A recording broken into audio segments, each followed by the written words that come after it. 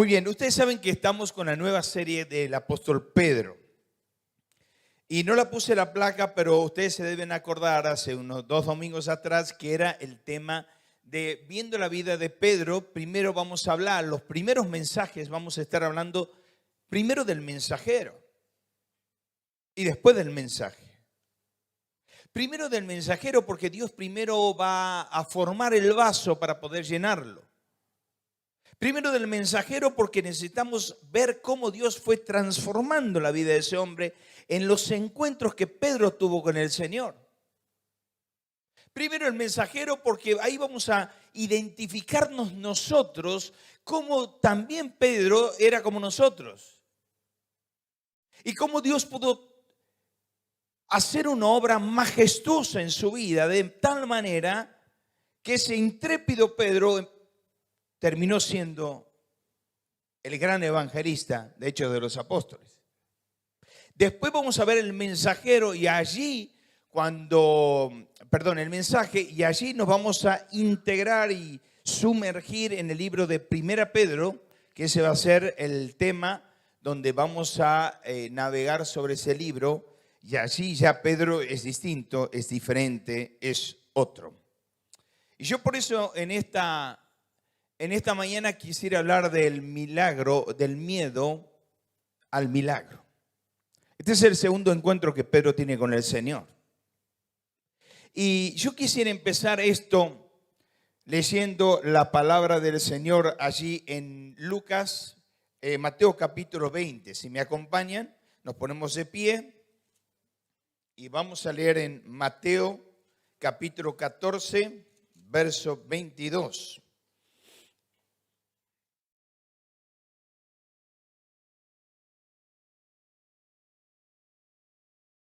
Ahí lo tiene la pantalla, pero usted puede abrir su Biblia y lo podemos leer.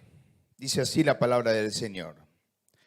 Enseguida Jesús hizo a sus discípulos entrar en la barca e ir a la otra ribera. Entre tanto, él despedía a la multitud. Despedida la multitud, subió al monte a orar aparte y cuando llegó la noche estaba allí solo. Y ya la barca estaba en medio del mar, azotada por las olas, porque el viento era contrario. Mas a la 4ª vigilia de la noche, Jesús vino a ellos andando sobre el mar. Y los discípulos, viéndole andar sobre el mar, se turbaron, diciendo, ¡un fantasma! Y dieron voces de miedo. Todos juntos el verso 27, vamos. Pero enseguida Jesús les habló diciendo, fuerte, tened ánimo, yo soy, no temáis. Entonces le respondió Pedro y dijo, Señor, si eres tú, manda que yo vaya a ti sobre las aguas. Y él le dijo, ven. Y descendiendo Pedro de la barca andaba sobre las aguas para ir a Jesús. Pero al ver el fuerte viento tuvo miedo y comenzando a hundirse dio voces diciendo, Señor, sálvame. Al momento Jesús extendió la mano, asió de él y le dijo, hombre de poca fe, ¿por qué dudaste? Y cuando ellos subieron en la barca se calmó el viento. Y vamos a terminar todos en voz alta el verso 33. Vamos. Entonces los que estaban en la barca vinieron y le adoraron diciendo, verdaderamente eres hijo de Dios. Padre, quiero que tú en esta mañana nos hables al corazón. Tú sabes que necesitamos escuchar tu voz, que tú nos hables. Aquí hay corazones heridos. Muchos con miedo, pero queremos ir al milagro. Quiero, Padre, que tú puedas tocar vidas y corazones, que tú hables para tu gloria y para tu honra. Oramos en el nombre del Señor Jesús. Amén. Pueden sentarse. Lo siento un poquito grave, no sé. Hay un gran escritor que dice, Jonathan Edwards, dice estas palabras. La fe es entregarle por completo a Cristo. Es entregarse por completo a Cristo. Aun cuando las aguas parecen tragarnos, ya que Dios a menudo permite que nos hundamos un poco para que clamemos, Señor, sálvame, recordándonos que la fe no elimina las tormentas, pero nos da seguridad de quién está con nosotros en medio de ellas. Cuando nosotros vemos una historia como esta, tenemos que entender que el Señor había culminado el milagro fastuoso, maravilloso y descomunal de la alimentación de los panes y los peces. Según Barclay, dice que había esa tarde, bordeando el mar de Galilea, había más de 15,000 personas, contando mujeres y niños. Ellos terminan ese milagro fastuoso y el Señor les indica que tenían que subir a la barca e ir a la otra ribera para ir a Capernaum a seguir. El Señor, ¿qué hace? Se pone a despedirle a la multitud. Por eso Pablo, cuando hablamos de Hechos capítulo 16 o Romanos 16, decíamos que Pablo era gran saludador. Bueno, el Señor también. Él despedía a la multitud. Ya sus discípulos estaban en la barca. Los discípulos suben a la barca y empezaron a navegar, desataron amarras, elevaron anclas y empezaron a navegar en el mar de Galilea. Un mar que tenía 21 kilómetros de largo y 11 de ancho. Acuérdense, 21, 11, 2, 1, 1, 2. Y este mar, esta navegación fue hermosa, era todo calma y tranquila. Los discípulos también venían caminando, navegando y cantando alabanzas a Dios, glorificando al Señor por lo que habían visto de la multiplicación de los panes. Pero de pronto la situación repentinamente cambió. El cielo antes despejado empezó a encapotarse con oscuros nubarrones. El viento borrascoso empezó a soplar furioso e irascible contra el mar. La barca que antes era el emperador de las aguas, ahora era un juguete, un muñeco en las garras del mar embravecido.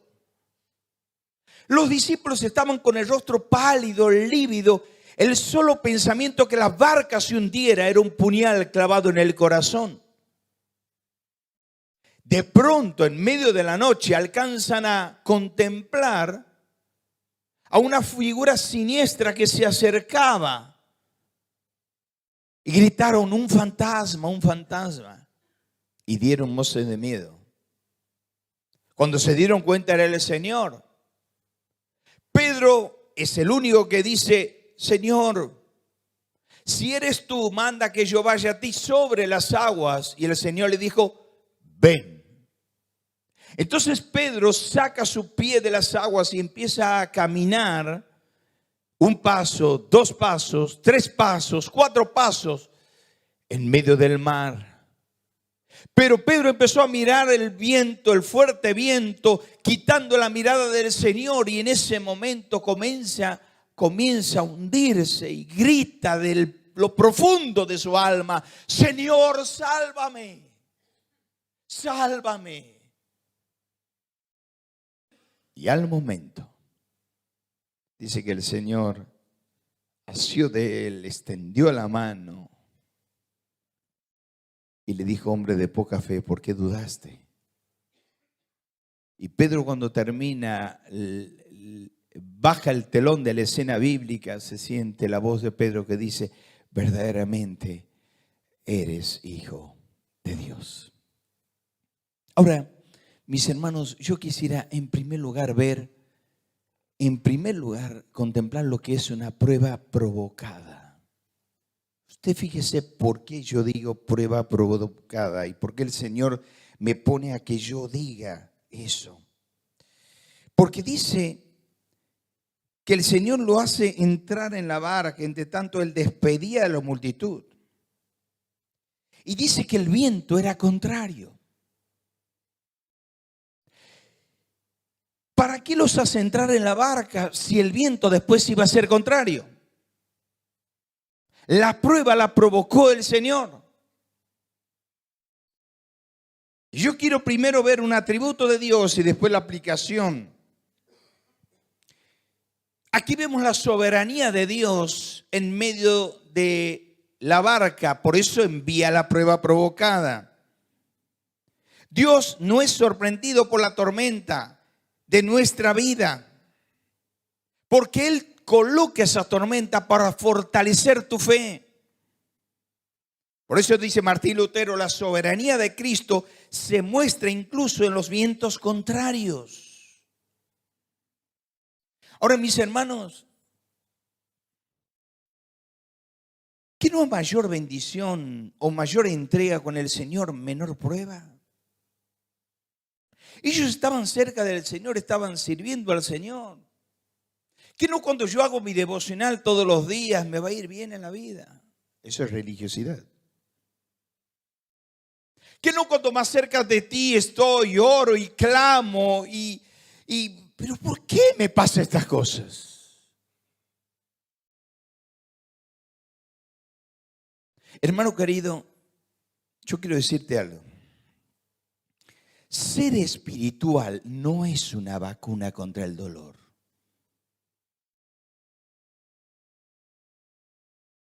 Uno cree que cuando uno es espiritual y está en las cosas de Dios y vemos una familia consagrada, bueno, Dios me va. No es una vacuna contra el dolor. Miremos al Señor.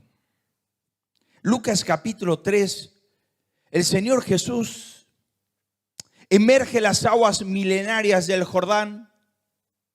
El Espíritu Santo desciende como paloma y la voz que irrumpe el cielo que dice: este es mi Hijo amado en quien tengo toda complacencia. Capítulo 3 de Lucas. Capítulo 4 de Lucas, ¿qué pasó? Vino la tentación del Señor. Detrás de la gran bendición viene la gran prueba. Miremos a Elías. Primer libro de Reyes, capítulo 17. Un hombre que era un racimo de virtudes, un hombre sujeto a pasiones semejantes a las nuestras, con pecado. Un hombre que desafió a los 850 profetas de Baal y de Acera. Un solo hombre. En el capítulo 17 había vencido todo. Se había burlado de aquellos dioses de Baal. Cuando le decía griten más, y dice que ellos se zanjaban, se hacían heridas en las venas para que Baal les conteste a ver si cae fuego del cielo. Y griten, y se burlaba, le hacía bullying, le hacía Elías a los dioses de Baal y a los que creían en Baal. Y le toca el turno a Elías y con una voz suave le dice: Señor, haz el milagro. Y cayó fuego del cielo. Ese mismo hombre en el capítulo 17, en el capítulo 19, se metió debajo de un enebro a pedirle a Dios que le quite la vida por miedo a una mujer, Jezabel. Qué problema que son las Jezabel dentro de la iglesia, ¿no? Qué problema. Qué problema. No se sujetan. Quieren hacer lo que quieren. Ahora, mis hermanos, vientos contrarios. ¿Sabe? Hay un gran escritor que es David Livingstone que dice: la vacuna se hace del dolor y el antídoto se hace del veneno. Nunca vas a ser sanado a menos que uses tu dolor para sanar a otros. ¿Estás pasando por vientos contrarios? ¿Estás pasando por dolor, por angustia, por desolación, por una enfermedad incurable, por caída de negocio, por dolor, por depresión? ¿Estás pasando un momento matrimonial difícil? No te perdonas, estás con culpas, estás con angustia.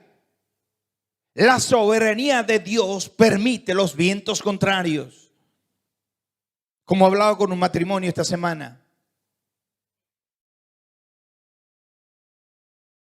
Yo tengo que entender que lo que me pasa en mi vida, Dios sigue estando sentado en el timón de la embarcación de mi vida.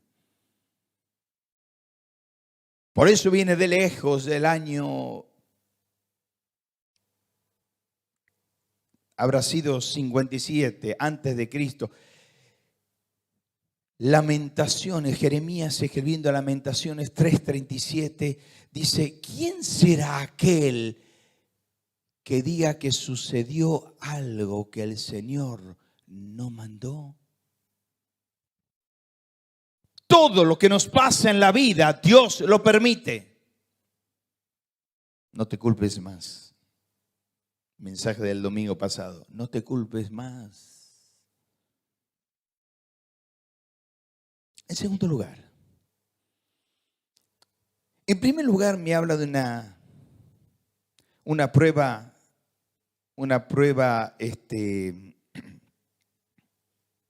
provocada.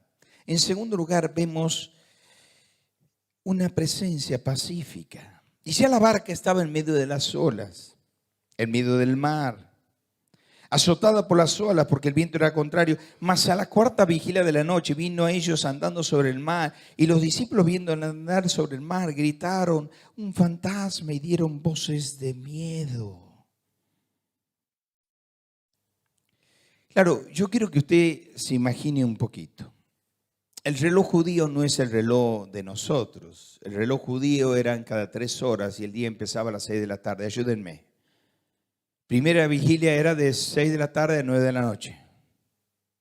Segunda vigilia, 9 de la noche a 12 de la noche. Tercera vigilia, 12 de la noche a 3 de la mañana. Cuarta vigilia, 3 de la mañana a 6 de la mañana. Estaban en la cuarta vigilia de la noche. Sus brazos estaban cansados de tanto remar, sus ojos estaban abatidos, ya nublados por el cansancio, su corazón estaba destruido por la angustia. Estaban remando, venían de una conferencia de toda una tarde, sirviendo al Señor, viendo el milagro de Dios, y en medio de eso, un viento huracanado, la barquilla casi destruyéndose, porque no era un transatlántico, no era un crucero, era una barquilla que cabían más o menos 11 personas, pedazo de madera, remando, y alcanzan a ver una figura siniestra que se acerca sobre, y gritaron un fantasma, y dieron voces de miedo. Ahora, yo quiero que usted se imagine esto. La pregunta es, ¿quién era que venía manejando? ¿Quién era que venía caminando? ¿Quién era? No entiendo. ¿Quién era? Jesús. Te voy a pedir un favor. No le digas nunca fantasma a Dios.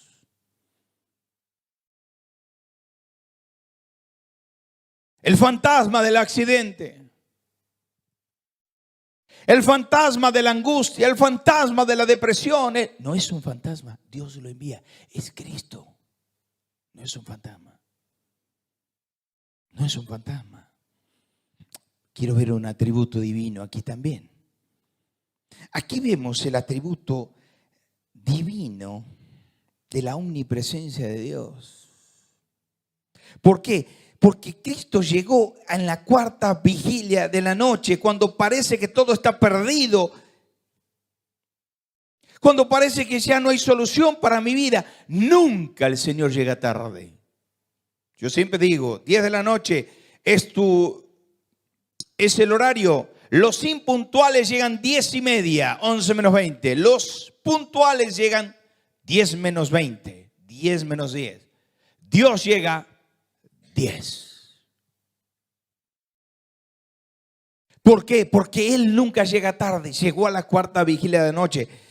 Por eso John Wesley dice, Él nunca llega tarde. Sentir la presencia de Dios en la tormenta es lo mejor que nos pueda pasar.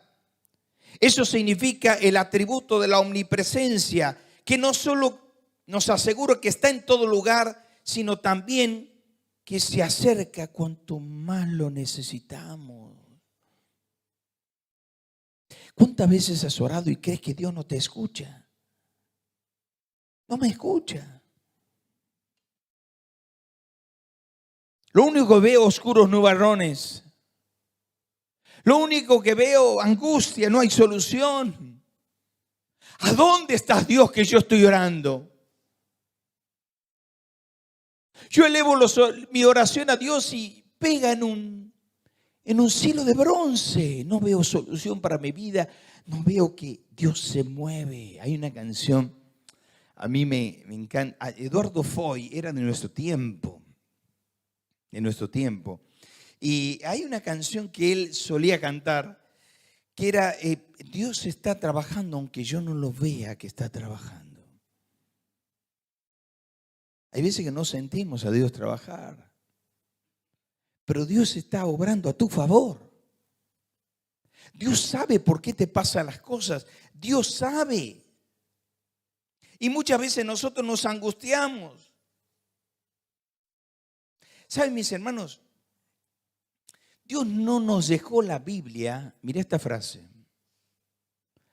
para que sepamos la Biblia, sino para que seamos como la Biblia dice. ¿Vuelvo a repetir? Dios no nos dejó la Biblia para que la sepamos, o no solo para que la sepamos, sino sáquele la P, para que seamos como la Biblia dice. Muchos creen que sabiendo un texto bíblico y recitar texto y saber todas las teologías, vamos a ser mejores cristianos. No es así, mis hermanos, es muy bueno saber. A mí el seminario me ha cambiado la vida, me ha abierto la cabeza. Nunca en mi vida he visto lo que he visto. Perfecto. Nada reemplaza un devocional. Nada reemplaza estar a solas con Dios. Nada reemplaza estar de rodillas con Dios. Nada reemplaza la comunión con Él. La presencia de Dios es pacífica porque llega y se acerca y le dice, tened ánimo, yo soy, no temáis. Ahí la palabra es ego eimi. Es la misma palabra que aparece en Éxodo capítulo 3 cuando Moisés llega y ve la zarza que ardía pero no se consumía y de la zarza sale una voz que dice, yo soy Moisés, Moisés, ¿se acuerdan? Saca tus pies porque el lugar que estás pisando santo es, santo es. Te voy a decir algo. Cuando vayas a la casa del dolor, sácate los zapatos de los pies, porque el lugar santo es. Dios está con aquel que sufre. Dios está con aquel que sufre. Y lo consuela 24 horas. 24/7 lo consuela. Tened ánimo, yo soy, no temáis. ¿Cuánto necesitamos estas palabras esta mañana? Tened ánimo, yo soy, no temáis. Levanta esos brazos caídos, levanta esas rodillas paralizadas, levanta ese corazón abatido, levanta esa mirada y como nos decía Nahuel en la alabanza, miremos al Señor, puesto los ojos en el Señor. ¿Por qué Pedro se hundía? Porque quitó los ojos del Señor y miró las circunstancias.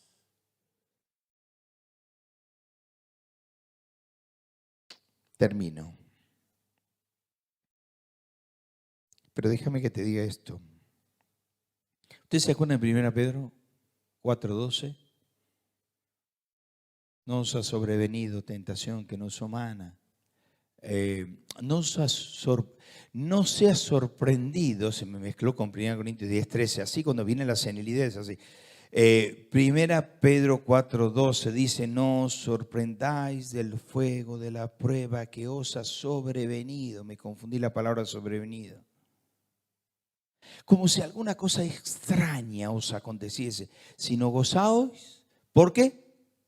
Sois participantes de los padecimientos de Cristo. 4:12. Pero ¿qué dice el 5:9 de Primera Pedro? Estas cosas que estás pasando las pasan y las padecen todas las personas, hermanos, de todo el mundo. Vos no sos solo, vos no piensas, no sufres solo en la vida. Hay muchas personas que sufren como vos. Muchas personas que sienten, como dice John Wesley, la prueba nos hunde. Perdón, las pruebas no nos hunden. Lo que nos hunde es apartar los ojos de Cristo, ya que el dolor es un megáfono de Dios para despertarnos y recordarnos que solo está en Él la verdadera seguridad. Él hiere para sanar, Él derriba para levantar y permite que caigamos un poco para que aprendamos a entender que con Cristo tenemos todo. Con Cristo tenemos todo. Por eso, para terminar, la petición pertinente. ¿Por qué la petición pertinente? Porque ahí simplemente el Señor le dice: Señor, si eres tú, manda a que yo vaya a ti sobre las aguas. Ahí mira lo que dice ahí. Mira en azul. Señor, si eres tú. Ahí en el original no le está preguntando si era Él.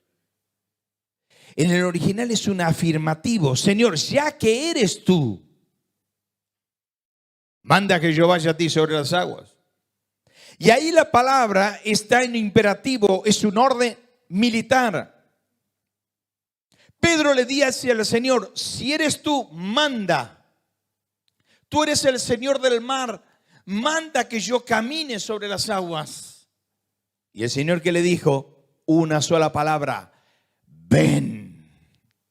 Ahora, ahí tenemos una palabra, pero aquí tenemos 66 libros que nos hablan de cómo vivir en la vida. Y Dios nos dice: ven. Y Dios nos dice: acércate a mí. Y Dios nos dice: en mí está la paz, en mí está la bendición. Él dijo: ven.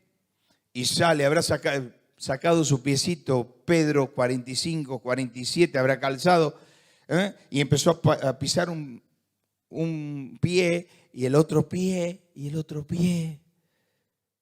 Y grita: Señor, dice, comenzando a hundirse.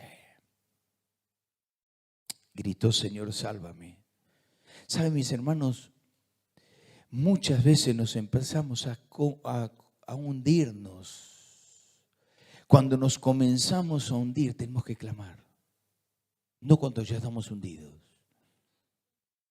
Hay gente que vuelve a las adicciones, porque cuando ya está hundido, clama a Dios. No. Hay gente que vuelve a la vida licenciosa porque cuando ya está hundido, clama al Señor. No, es cuando te comienzas a hundir. Cuando ves que tu matrimonio va en barranca abajo, como en la reunión de matrimonio hablábamos, cuentas a cero todas las semanas. Si yo dejo pasar cosas en mi matrimonio, la semana que viene ya es una maraña de problemas. Comenzando a hundirse, Dios vos es diciendo: Señor, sálvame. Y ahí, ¿qué es lo que más me impacta? Al momento Jesús dijo: Señor. ¿Qué hizo el Señor al momento? Extendió la mano. Y cuando extendió la mano, asió de él y lo levantó. Al momento. Nunca Dios te deja hundido, ¿sí? Al momento. A la distancia de una oración, el momento está. Al momento.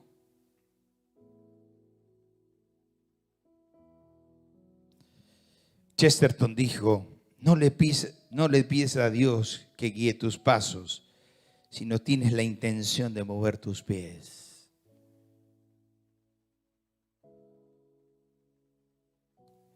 Y George